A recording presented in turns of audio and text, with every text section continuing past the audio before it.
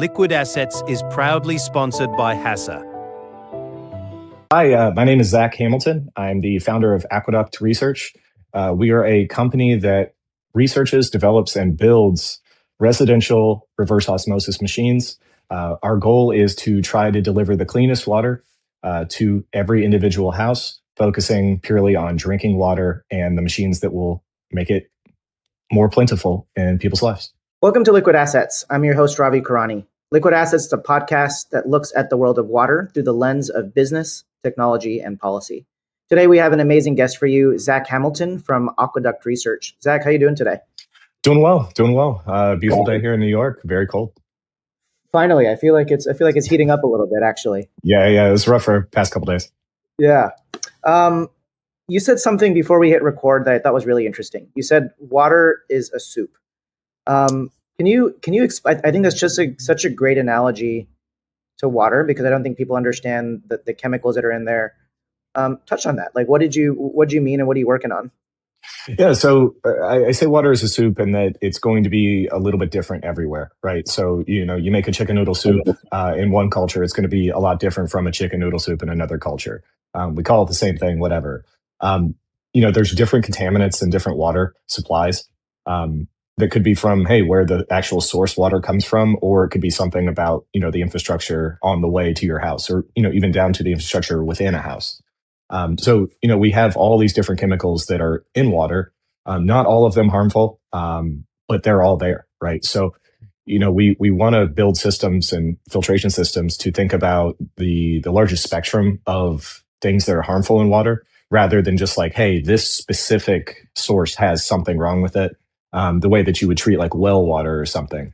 Like the water is different in California than it is in New York. And we should treat it a little bit differently, depending on what we're trying to filter from it. And when you say that there's contaminants in water and some are harmful, some are not, what, like, just for the audience, for somebody who doesn't understand what a contaminant is, like, can you just touch on, we've heard of PFAS, microplastics, there's the pH, there's this high pH water, like, what are contaminants, and what are you looking for? So I guess, you could qualify anything in water as a contaminant, right? Because, water is just H2O. Being humans, though, we don't want to drink just pure H2O. It tastes weird. Distilled pure water tastes odd. It's not necessarily bad for you, but it tastes odd. But, as the water moves through these systems, it picks up everything. It's the universal solvent. So it's going to pick up generally whatever it goes by. So, we've got PFAS, we've got, disinfection byproducts, the things that are created because of the chlorination process. We have to chlorinate our water as it moves through the system. I would consider chlorine a contaminant, purely just because our body doesn't have a chlorine requirement. There's all sorts of stuff in there, right? It's, like I said, it's a soup of chemicals. Some of them aren't bad for you. You've got some sediment or some rust in water. That's not necessarily bad. It makes the water look bad. We don't like that. It stains things. But, we again don't have a requirement for iron in our water. Some people, you're going to get iron in different places of your diet. I would consider everything in water a contaminant that's not positive for the body. And that includes, most things that are in there. The disinfection products themselves, the byproducts, the modern contaminants, the PFAS, the Gen X, those kind of, long chain hydrocarbons that are more created in the past 100 years. And then you've got your standard contaminants of arsenic. That's in a lot of well water. It's you can mitigate it, but there are dangerous things in some water supplies that need to be filtered out, down to bacteria, cysts, the living side of things too. I like to classify the contaminants as kind of two parts. One is the living side, and then the non-living side. They have two different treatment methods. Both very effective, but there is a difference between, say, a bacteria that's in water, or a cyst or a virus, and something like lead or copper, or onto the inorganic stuff like the PFAS or those large forever chemicals. And so, if I was kind of a layperson living in New York City or Austin, Texas, or wherever I am, and let's maybe zoom into the U.S. just to keep the kind of question here contained. What should I be like? What are the top 3 things that I should be like looking out for my water? I actually get this question asked a lot as a water guy, and they're like, "What in your drinking water, like out of the tap, should I be worried about lead because they think of Flint, Michigan? Like, what are the major things people should be looking out for? There's so many things that can be in there, right? And you can do a laboratory test. Things, Tap Score or Simple Lab, like they do these wonderful tests. They can be quite expensive, right? $300-$400. And that's not something you can really make cheaper. You can't use test strips for a pool to find your levels of certain things, especially like PFAS. The things I worry about are the things that the EPA or the local water systems are not mandated to treat.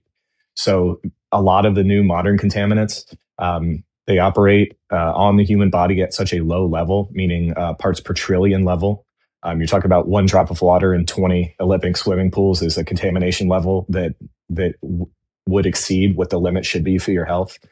So it's those modern contaminants that I worry about more than the traditional ones, just because they take new technology to filter out of water, and that technology is still quite a few years away from even being mandated by the state. The state has started testing a lot of contaminants, but not all of the contaminants they test for have mandates for their maximum action levels. So yeah, those are the ones I think about. You're referring to like PFAS and PFOS here? Is that kind of correct? Yeah. That's the new major thing that we're looking at are those forever chemicals. They don't break down in the environment, so they tend to go through water supplies. And the problem is, we've got, say, these PFAS from, say, firefighting foam. Works amazing for fighting fires. But if you look at Air Force bases, we have all of those firefighting chemicals going into the groundwater. And since they don't break down in the environment, we have those leaching into water supplies. And there's no real way to get them out of the water supply. If that's your source water, that's your source water. You can't just say, we're not going to pull water from this area because the area is too big. So yeah, those are the ones I think about the most. Those are the hardest ones to remove. But obviously things like lead levels. I mean, if you have high lead levels, your body doesn't have a lead requirement, right? Luckily, lead's generally easy to mitigate. It's something you can swap a couple of pipes in the house and bring lead levels down dramatically. But the modern stuff is much, much harder to get out, especially at scale. And I was actually asked this question the other day, and they said, we've covered PFAS and PFOS on the podcast. It's obviously a big topic that comes up. Somebody was like, what really is, we obviously can imagine that drinking fire retardant is probably not good. But what really is the issue? Like, and like you said, one drop over, I think 20 Olympic swimming pools. Yeah. Like if I have less than one drop, is it fine? Is it like I should just have zero if I drink this stuff? Like what exactly happens? Like what's the problem here? Yeah, so this is the inversion. This is where forever chemicals are a lot more dangerous than they may seem at these low concentrations. This is a situation where the dose does not make the poison. A lot of these chemicals, they mimic hormones in your body. So very, very small amounts of these chemicals are able to attach themselves to the hormone receptors within your body and cause your body to do things kind of on its own. So if you think about, like how a vaccine works or how, any type of hormonal treatment works, you're shortcutting that with chemicals that are coming in at a certain time, say during gestation or a certain time in one's life. And those effects on the body they're generated by the body, right? It's just that little bit of chemical coming in, attaching to a receptor that it shouldn't be attaching to at that point in life and causing whole system issues. So, endocrine disrupting chemicals are not necessarily dangerous in that they're poison. They're dangerous in that they change the way that your body works internally. Unlike, say, lead or mercury or something where it's building up in, say, a thyroid gland, it's not about that it's building up in your body. It's that it's attaching to receptors that should be attached to by natural hormones, depending on which stage of life one is in. I want to touch on something that you said earlier, and especially since we're talking about the effects of these chemicals on the body. You had mentioned earlier that chlorine, for example, is necessary for sanitizing the water. However, it's not something that the body needs or is a requirement for the body. What is a requirement for the body? And you'd mentioned this point on distilled water too, is right. You've taken everything out, and that's also tastes weird. Mm-hmm. There's all this talk about like remineralization of water. Like mm-hmm. like what does your body need from water? So, if there's a huge amount of discussion around this about how, say distilled water is bad for you, or pure reverse osmosis water, which is close to distilled water, Mm. is actively bad for you because it strips minerals out of your body and actually takes them away. And the hard part about this argument is that is technically true, right? So it is technically true that if you were consisting or if you were subsisting on a diet of no food whatsoever, and say you were doing a 30-day water fast, the pure distilled water or pure H2O, it will strip some of those minerals away from you. Um, but over 90% of our mineral intake is via food. Mm. So if you're eating food, your mineral intake is there. It's good. The pure distilled or reverse osmosis water wouldn't be bad for you. That being said, I still remineralize my water. All the machines I build have remineralizing cartridges because I like the way it tastes. I like the way that Evian tastes versus Dasani. Yeah, I think it makes the water taste better. I think it's a little softer. So I add those minerals back in to change the way the water tastes, to raise the pH a little bit from the reverse osmosis process, which brings it down a little bit. So yeah, it's a pure preference of mine. It's a preference of I think most people. If you put a bunch of water next to each other and say have distilled all the way up to heavily remineralized water, most people will prefer the remineralized version. I don't put a lot of weight on the science of it. I put a lot of weight on just what people like to drink. Let's jump into kind of what you're working on then, right? You said all Yeah, of yeah. your classes have remineralization. What exactly is Aqueduct Research, and what are you working on? Yeah, so I'm trying to build essentially the perfect machine to sit inside of someone's house and to solve the problem of drinking water. I include cooking in this as well because that's another direct consumption of water. Less than 1% of the water that comes into someone's house is used for drinking. So, my opinion is if we've got this big system that is huge, this big water infrastructure system, we would have to control every tendril of that system to deliver perfect water to someone's house. And in the modern environment with modern contaminants, it's just, I don't think something that's going to be possible. The scale is just too large, it's too complex. But if we want to filter just the 1% that comes to our house that we're drinking, what should we do to make that perfect, right? So we don't need to use these disinfection chemicals like chlorine because it's in a sealed container. It's only a small amount of water relative to everything that's coming in. Um, so right now I'm working on building all stainless steel systems, to get away from microplastics as much as humanly possible. So I'm building laboratory grade reverse osmosis systems for homes.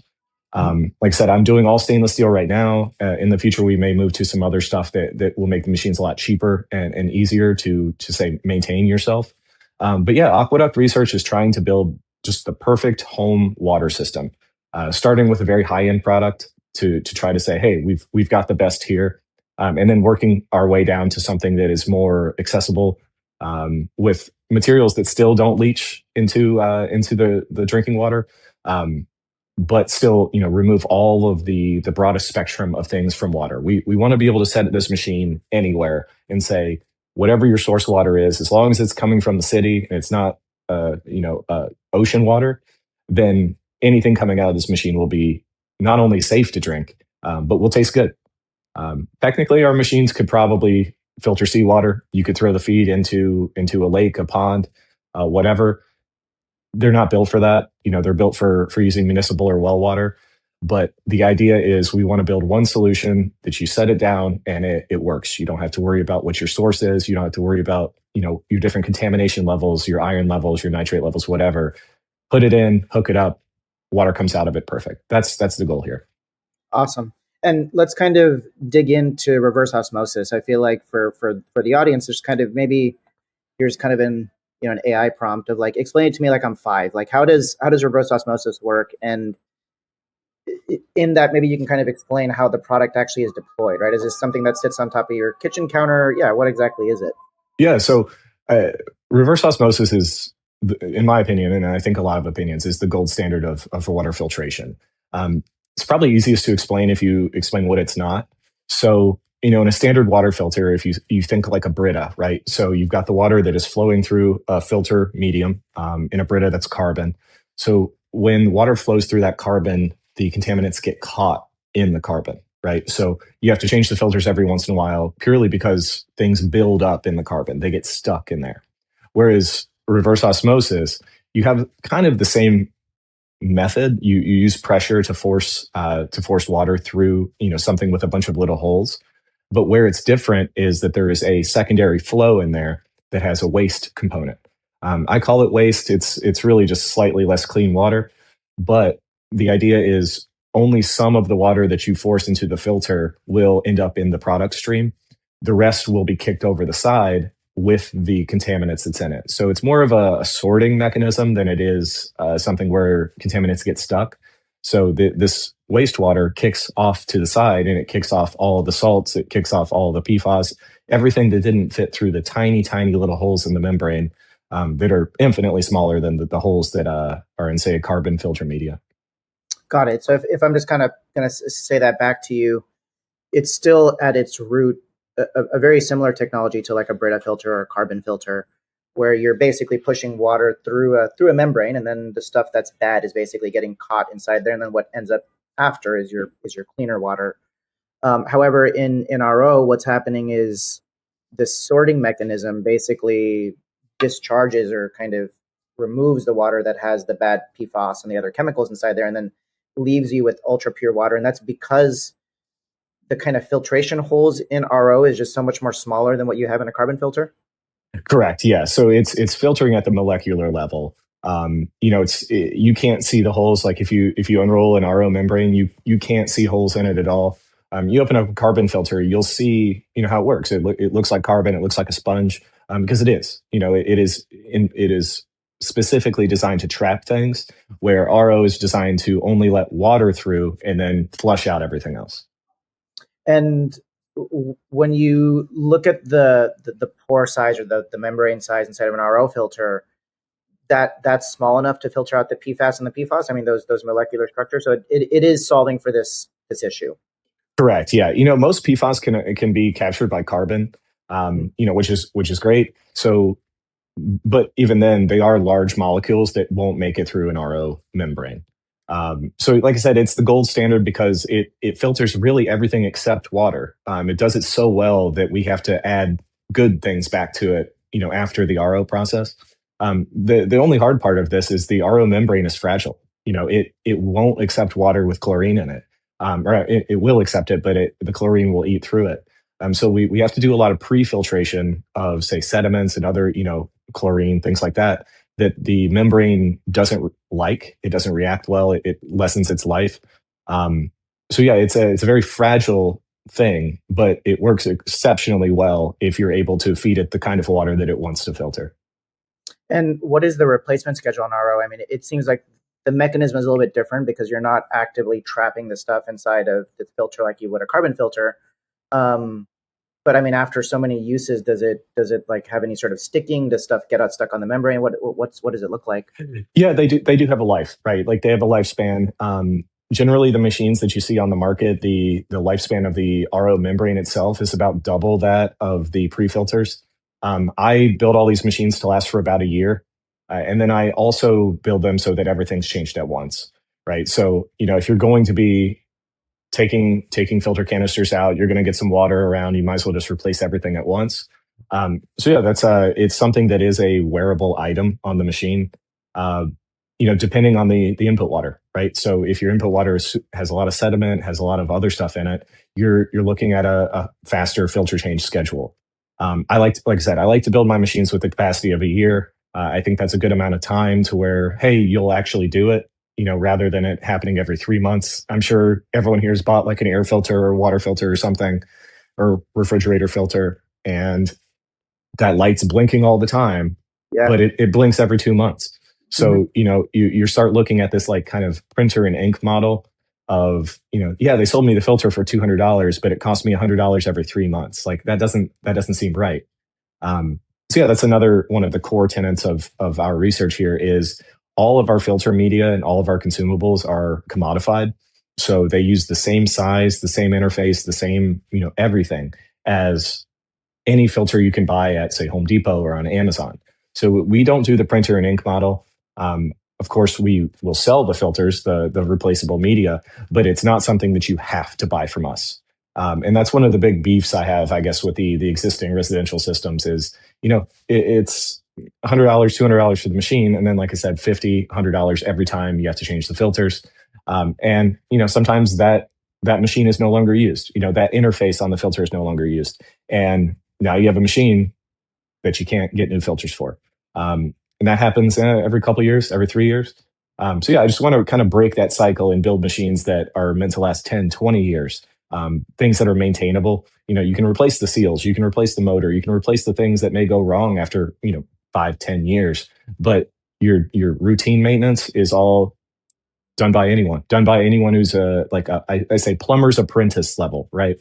So as long as you could say swap a faucet in your house, you could replace these, or have the plumber's apprentice come out for $100 to do it. And let's kind of jump over to actually how this looks, the plumber's apprentice. What am I installing here? Does this go underneath like my kitchen sink, and I'm taking the little U pipe and kind of unscrewing it and then going ahead and putting this in? Like, what does it actually physically look like? Yeah, so I haven't built any of the undersink systems yet. Like that problem is really a plastic only solution. If you're shipping a box to someone's house and saying, "Hey, install this here," I can't build a stainless steel feed pipe that will be bent to the correct dimensions. That would have to be something that's done on site. So I build all of these machines right now as freestanding machines. Actually, here, I'll show one of them here. So this is the prototype that's in my house. Oh, wow. So that's, I think, 7 stages UV, full RO system. So that sits just in my kitchen. It's about the same size as, say, a water cooler. Yeah. And it needs electricity. It needs a feed line and a drain line.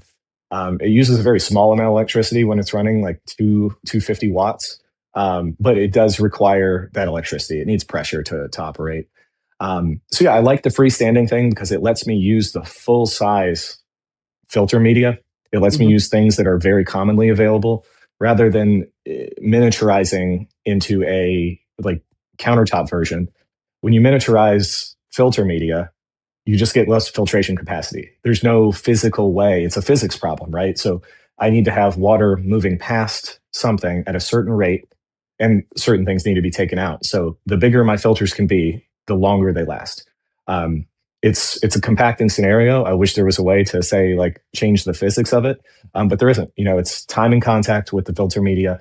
You need certain sizes to do things. So I have made the decision to build these freestanding machines. Also because they don't need to be custom installed to every house, right? You don't need someone under the sink bending pipes or drilling holes in countertops. You set it down, you move, you can go to the next house. There's no, it's a non-destructive install. And people have water coolers, right? They're familiar with what the general use case or kind of the look of this is, and so swapping it into where their water cooler may already be is not the end of the world. Correct. Yeah, it doesn't need to be actually even that close to the water source. It does have to have a line running to it, but there's already a line running to your refrigerator. There's all sorts of stuff that you can tap into. It doesn't really matter how long those runs are. So yeah, anyone who has a water cooler right now, imagine you just replace that, and then you don't have to lug those 5-gallon jugs anymore. One of the big things is making this clean water less precious. Over the years, I've had a bunch of different offices and whatever where I am getting the 5-gallon jugs delivered, and you just think about the infrastructure, right? You've got a guy on a truck that is hauling water around, and you've got all of the environmental impact from that. You've got the plastic from the bottles. Those bottles need to be sanitized. All that stuff. You have to store them in your house. It's like, why are we doing that when we have water running literally 3 feet away that we can filter? So yeah, use it to cook with. Like our Christmas tree gets fed RO water. Your pets should be drinking it. We want to make it less precious so that you're not treating it like a bottle of Evian that costs $5 at the airport, or at the airport, depending on which one. It's like $10 now, right? Yeah. So, rather than using this good water, this, stuff that's coming in bottles and throwing the bottles away, why don't we just make it ourselves? It doesn't take that much power. It's possible, right? We have a solution to this problem. You mentioned UV just a second ago. Just kind of replaying that back to you. There's a pre-filter that basically takes out the chlorine because the chlorine is bad for the RO. It goes through the RO and then it goes through a UV, which is ultraviolet. What's the purpose of that? Yeah, so we actually we do. I do the UV treatment prior to the RO stage here, just because we want no bacteria in the RO filter that can cause some harm for it. So after the pre-filtration stages, we go into UV, and UV it's a miracle, right? So it's just light. It's just high intensity light, and it's very, very good at killing living organisms. If you put too much UV light on yourself, you'll notice that you get a sunburn, right? So it's bad for your eyes. It's bad for everything. It's bad for all living creatures. The old phrase that sunlight is the best disinfectant is true from a scientific standpoint as well. So I love UV purely because all it does is shoot light into water and it kills things. So with these living contaminants, we don't have to deactivate them. We don't have to change their chemical structure. We just have to make sure they're not living anymore or not able to replicate, right? I don't know if people consider viruses living or not. I think that's an argument. But we don't have to change the structure of the virus. We just have to make sure it's inactivated. So UV does a great job with that. It's almost like radiation, but it doesn't leave any traces. It just leaves dead things. And those dead things aren't bad for you, luckily, right? And the new systems I'm building also, we're doing 2 stages of UV. So the UV before we go into the storage tank, and then a UV function on the spout as well. Spouts are always hard because you have air and water exposed to the environment, and that's how life is, right? Like you take air and water and you put them together in a warm environment, and you get life. So we're adding UV stages to the rings around the spouts, so that bacteria doesn't build up there. It's you're always fighting it. There's no real way to fight it in a non-enclosed system, but we do our best to help that environmental bacteria die on the spout. I mean, and water is the petri dish for life, right? I mean, It is kind of have something that life needs to grow through. So yeah. Yep. So when our product water is sitting in that storage tank, it's sealed, right? So we have no environmental bacteria. We've already killed everything on the UV stage, but we have really, really clean water, and life really likes clean water. So with no disinfectant in the water, it doesn't have the ability to fight for itself the way that it would in, say, municipal pipes. So yeah, we have to take quite a few steps to make sure that clean water stays clean once we've generated it. Totally makes sense. I want to jump into the why. How did you get into this? You started researching water. What's your story? So I was living in Detroit during the Flint water crisis, and like living in a little city called Hamtramck, if people know Detroit. And my water didn't taste good. I never really thought anything of it. Personally, I've never been a big like plastic water bottle person. I find them annoying. I drink too much water to where my car would just fill up with them. So I was like, all right, the Flint thing was happening. I got to figure out, all right, is my water bad here? And then I was like, all right, well, it's $300 for a test to see what's in the water, or it's $300 to buy a reverse osmosis system. So like, well, that's an easy choice. I'll buy the thing that takes care of it. And I was just blown away that even with these cheap RO systems, I'm able to get really good water for a very good price. And I don't really have to worry about what the contaminant is, right? So if my water has lead coming into it, then it doesn't really matter because it's going to take care of that. So it was the Flint crisis was the impetus for this, but it was more about how the Flint crisis was handled, right? So it was almost a full year, I think just over a full year before the government of the city of Flint notified the citizens that the water was unsafe to drink. A full year after they had scientifically proven that the water was unsafe to drink. And that got me looking into kind of how the EPA regulates water, and more into how the EPA enforces violations to regulations. So you've got this massive time frame between when something happens and the water becomes unsafe to drink, and when the action is taken, and that action usually is just a letter in the mail, right? So like during that whole time, everyone's drinking this water thinking it's fine. And I was like, well, that's a problem. And when you look at the structure of how water districts work in the US, there's 150,000 separate water districts in the US. You just start to see this problem of, hey, even if these people are doing their best, you still have this giant delay between contamination and notification that is unacceptable to me. So, you won't see me at political rallies holding signs that says clean water now, right? I don't think they're going to solve that problem. I think the problem is up to us to solve. And after installing that first system, I was like, wow, this is a solvable problem, right? Like I can build machines that solve this and solve it perfectly. So, really since then, everywhere I've moved, I don't own a house. So like I've always lived in apartments. There's a, restriction there for what I should build. And then, yeah, I mean, 20 different prototype machines later, I've got this stainless steel one here. So yeah, I just have a passion for solving it because it again, with some fairly simple science, you can solve a problem. And then you don't have to worry, right? Like once it's installed, once you've got that machine, you really, that's just taken off your mind. You just are drinking perfect bottled water for everything. And yeah, that's really where I come into it. It's not as heavily from the health aspect. Obviously, drinking water is better for you than drinking soda. But it's just such an overwhelming amount of your body. Depending on your age, it could be between 60 and 90% of your body. It's the number one chemical you drink. Or, I'm sorry, it's the number one chemical that you're made of. It's the number one thing that you consume. So if we're looking at chronic exposure or volume of exposure, it's not like you're just drinking, one beer or something. You're drinking this all day, every day. You're eating it. It is your life. So it's the scale of the problem. From a overarching society perspective, it's the scale of the problem from your body's perspective, and that it has a solution. We can solve this. When you look at the infrastructure problems in water, you had mentioned, Flint, Michigan, the issue between, contamination and notification.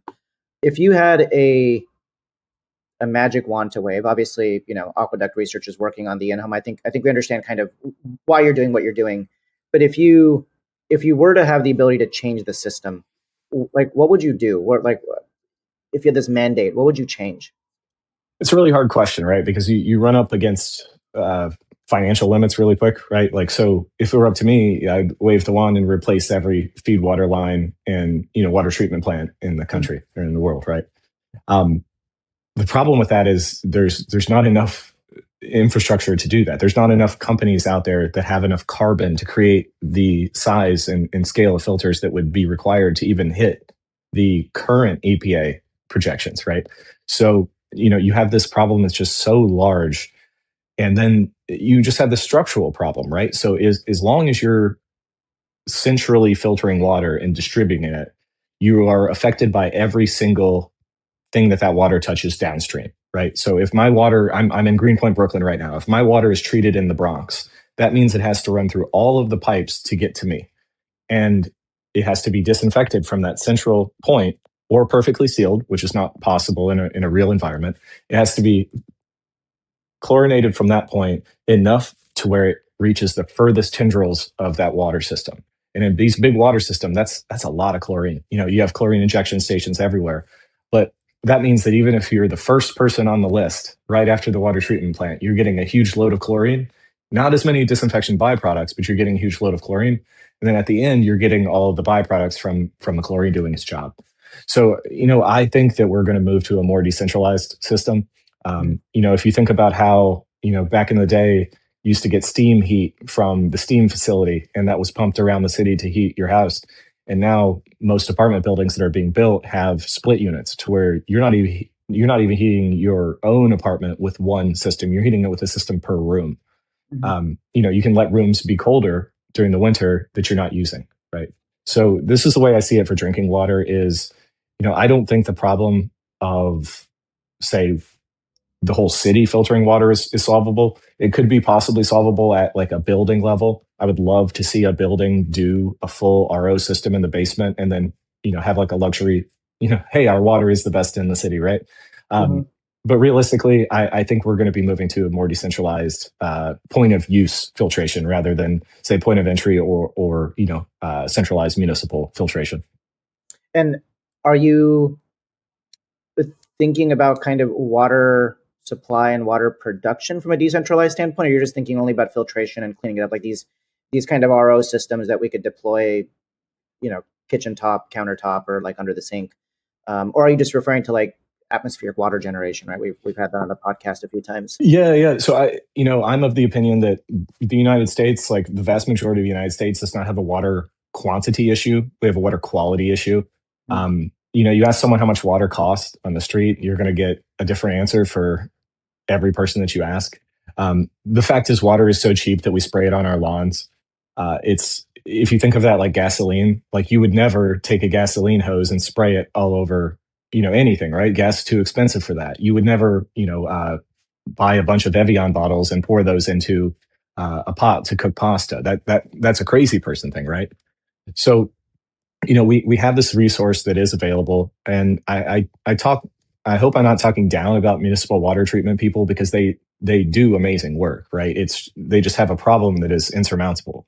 So I think that the people at the municipal will get us water that is technically potable, but then we'll have to polish it at home. So yeah, the scale is just so large of that issue. There are places with water scarcity problems. Oddly enough, the places with water scarcity problems are using a lot of RO to reuse water, right? So rather than letting water go to waste down a waste stream, you can actually take sewage and put it through RO and reintroduce it to the system. Orange County did this. They call it toilet to tap.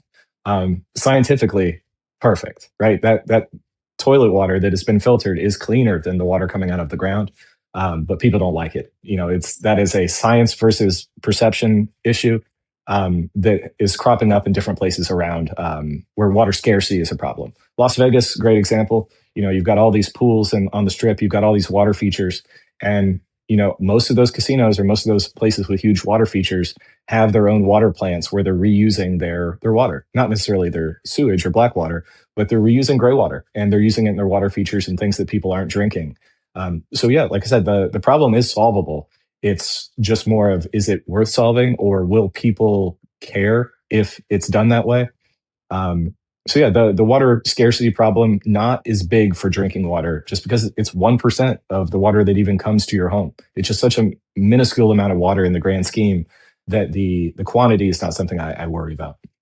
Totally. Yeah, makes sense.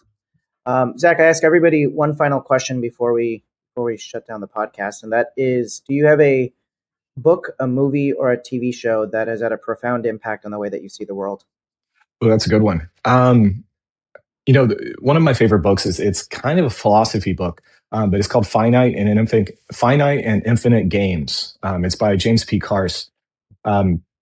It's a book about the games we play and essentially how there's two different types of games in the world.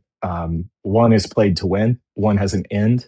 It has a scoreboard. It has an end. You can declare a victory, right? And the most interesting and most important types of games are those that you play to keep playing. And I really, really took a lot from that book. I've read it 10 times now. I've given it to a bunch of people. And it really helps you kind of think about, all right, is this something I want to win? Do I want to declare a victory here and move on to the next thing? Or is this a game I want to keep playing, right? Am I continuing to win or continuing to hit milestones because I want to say I'm the best, or because I want to keep going? And that's really, really shaped a lot of things I've done in just business, but day to day as well. I love that. We're going to go, we'll throw those into the show notes. Zach, Sweet. It's been an absolutely insightful conversation. Thanks a ton. Thank you.